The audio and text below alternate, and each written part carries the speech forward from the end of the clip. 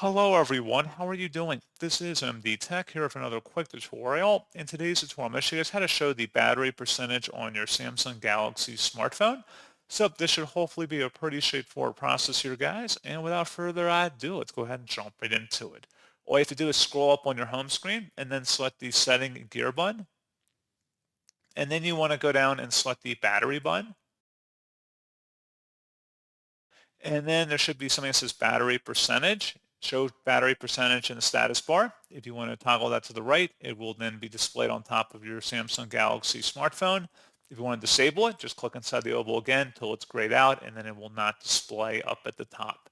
So pretty straightforward process, guys. And as always, thank you for watching. I do hope that I was able to help you out, and I do look forward to catching you all in the next tutorial.